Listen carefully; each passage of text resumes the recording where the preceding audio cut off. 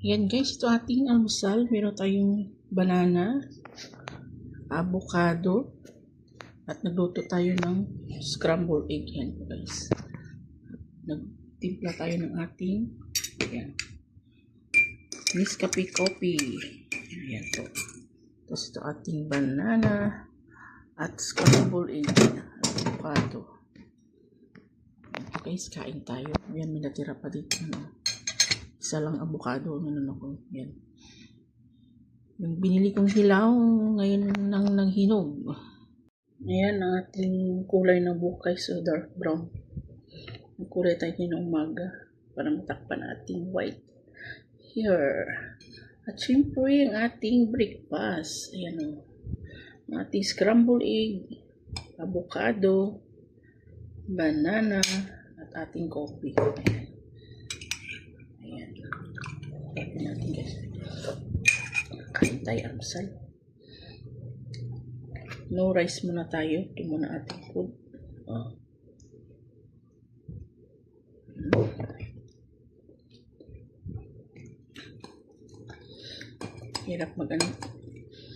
Hirap mag-diet. Sarap kumain. Yan.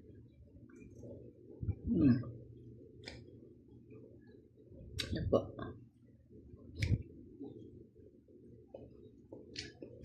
Food.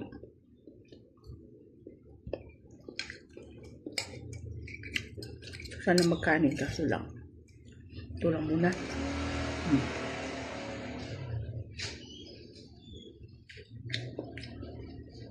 Yung aking avocado, binili, green yung kulay. Hilaw pa pala. Nahinog man siya mga higit isang linggo. Ito yung kulay. Brown na. Game violet.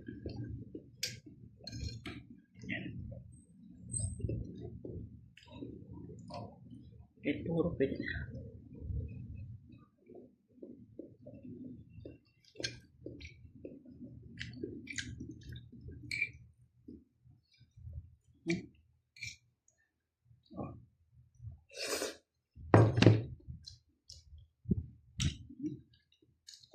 Saging at nilaw pa. Ito hindi ba lang? Senyorita. Ano po yun na? Diba?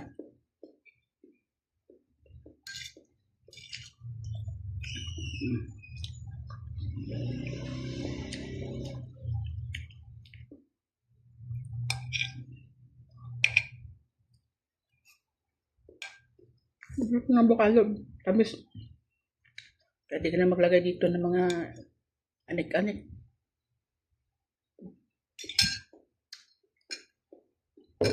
Puro manla sa kainin.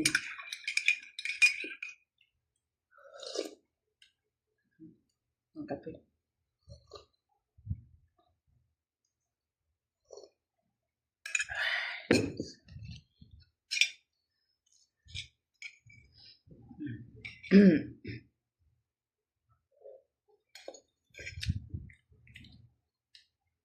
Napapansin niyo ba na yung egg hindi bumababa ang presyo?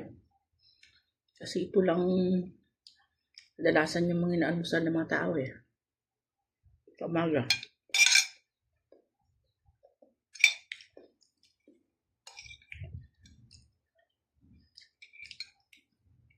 Kaya mabilis maubos yung mga itlog.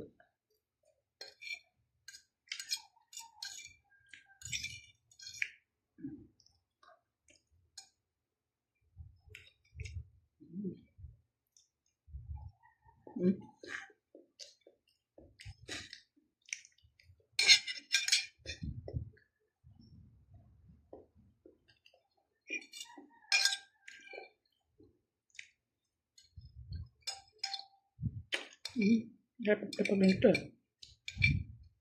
Isa lang magastos. Kaya nga ito ng budget. Pag nito ang masal natin sa umaga. 5 kilo ng avocado. Ay, so na ating almusal. guys.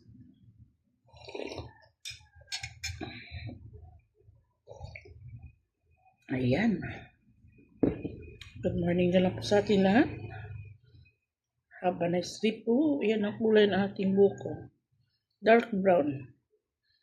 Ang pinakamataas lang ito ay 1 month.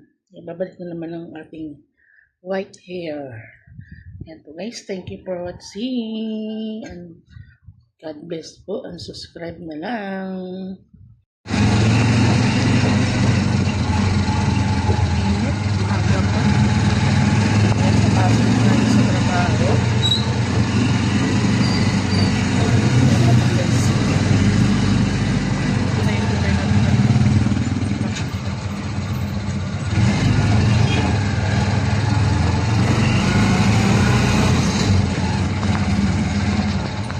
Nagsaman ng panahon.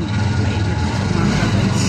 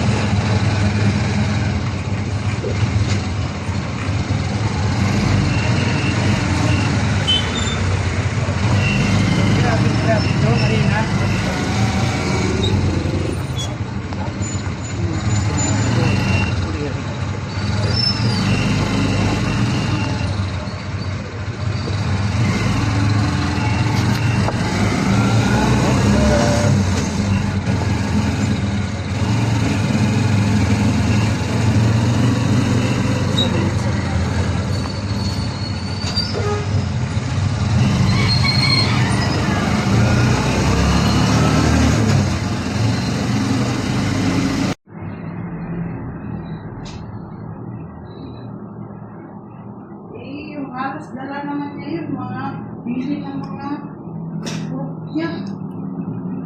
At saka yung dadali niya sa office.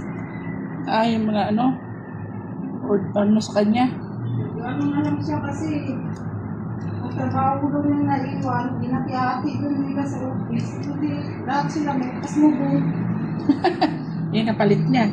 Sige lang, ano ko lang.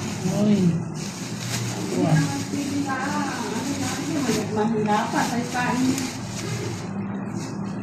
Hindi ko nga nilagay sa ref yan kasi pag ano kasi nilagay mo sa ref matutunaw.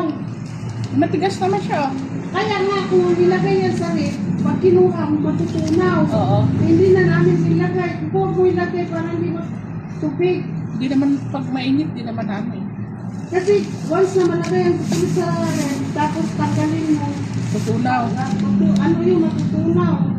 Kaya sabi ko, huwag mong nilagay sa ref. So, strawberry flavor, yung tea niya.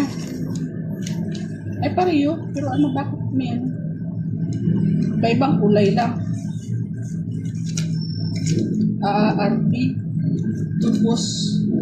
Roastin. Tea ng Netherlands. Sinais. Apple. Orange naman. Ha? Orange. Ibang flavor pala. Sabi niya si Ate Rose kasi. Ay, pati. Sabi dapat last week pa nung lumabas kami. Akala ko naman Sabi niya kung saan pa naman, nagliligpit na kami pa uwi, saka naman mag-text. Mura lang na yan doon. ito. Siyempre, naman talaga doon sa Netherlands yung mga $5 lang yata o $2. Ibang box niya. Ayan nga. Kaya binili ng mga food niya. Thank you sa pasalubong. Yung piso na parang tapos yung waffle. Ay, waffle na lutuin. Hindi, waffle na buto na talaga siya. Luto na. Nakalagay sa may parang nakasil sa plastic. Masarap siya. Kaso lang natira sa amin isa lang. Kasi lalo punta sa may office niya sa may Pampanga. Paano daw yun? Ikaw lalamog nyo. Alam mo pa niya. Yung sa food sa tayo Pampanga. Oo. Sabi ko, okay na lang yun. Nakatikiman na ng wapo ng leader lang.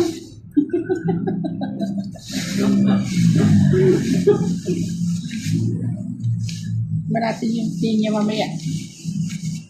Timpla Kaya tayo. sabi ko, ano mo na lang sa mga bata na itong tubito. Tapos yung kay ate Luz naman kung na yung ano kasi para sa may mga edad-edad na to yung dark chocolate. Oo. Puro sagang. Pait. Puro Puro yan. sagang. Pero gamot kasi yan. Sa nerve na yan, yung sa mga ugat na nangangalay. Ito yun. Di ba ba, kulang sa sugar. Ganun yung dark chocolate yung kainin mo. Sobrang pait. Pero tinitiis ko. Ay, iba ang dark chocolate dito sa atin eh. Hindi Iba naman nga eh. Matamis na Ay, matamis yan. Hindi. Puro talaga ito. Matamis dito sa ating dark chocolate eh. Ayun. Ilang piraso ng chocolate binili niya mga araw. Walo yata. Walo? Sa bahay yun. Ah, Ibinawasan namin kagabi. Tapos, kaya binigay sa iyo isa. Ay, bawat kapag naglilito sila, yun na lang ang papakin nila. Pag hindi sila magutom. Sabi ko lang yung sabi. Sa puno, tuloy yung trip namin ng mga pasalubong niya. Hindi naman pwede namin lagay sa rip kasi baka nagdating ng daga. oo. Hindi nilagay, pati kiso. Pero ang ganda ng kiso niya, pero hindi ko natikman. Ano siya, yung kulay, yung creamy, yung kinuha niya, hindi siya nakuha ng maalat eh. Ay, yung creamy. Pero half-half lang yung ano, parang isang ganun. Bubaga sa may kalabasa, isang ganyan. Oo. Slice-slice na siya. Kasi na, yung white, ano ba yun? Yung piso na white ba yun? Yung sa Laguna, di ba meron yan? Yung parang pagawaan. Tapos meron mga nagtitinda sa mga ano ba, mga barbecue pag mga pasyalan. Ang nipis lang. Nipis lang yung slice nila. Magkano na yung binibenta nila? Yung binabalot sa daon ng saging. Ganyan nilagay. Eh, yung iba kasama kong card doon sa UST niya, hindi ko nakakapon. Oo. Sa isa ko. Tapos binigyan siya ng jacket. Gano'n daw yung coat niya, pag binigyan niya ng ano, ng pasalubong, may balik na, magbabalik talaga daw yan. Oo. Nagbalik din siya ng jacket. Hindi, umalis din nagbalik ng jacket. Binila kasi niya linis ng bag. Ah, doon.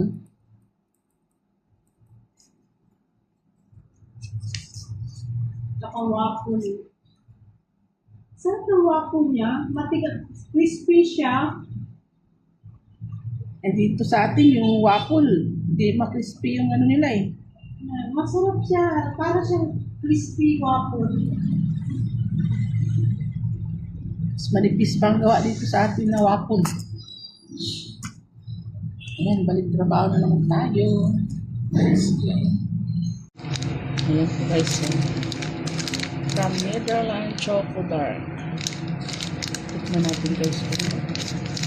Ito po ba ay ang kanyang lasa. Kasi ang dark chocolate po dito sa atin medyo matamis. Ito, try natin.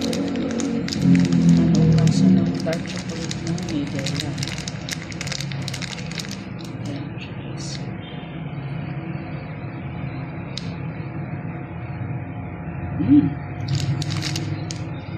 Mapait siya. Parang talagang puro kakao. Parang ng coffee. Dark chocolate. Ito ang natural. Dark chocolate guys. Ayan. Thank you for watching guys. At natikman natin yung dark chocolate ng Netherlands. Ayan po guys. From Netherlands chocolate dark. At ito yun. Saka yung ating tea. Ayan. Thank you sa pasalubong. And nakatikim tayo nito guys. Try natin yung tea ng Netherlands. Thank you sa pasalubong. Alia Grace Kubangko. Thank you so much. Love you too. Tayo ng native na manok. Ang best. Tinolang native na manok.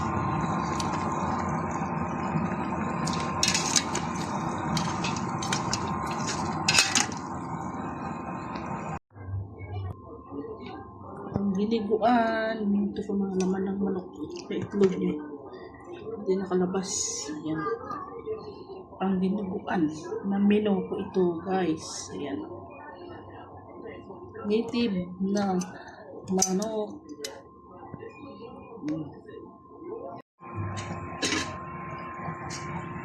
Palambot tayo guys ng native na manok. Ilagay natin sa bawan.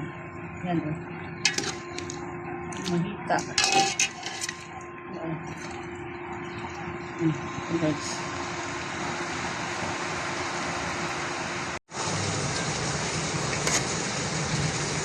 Binubuan. Ang manok.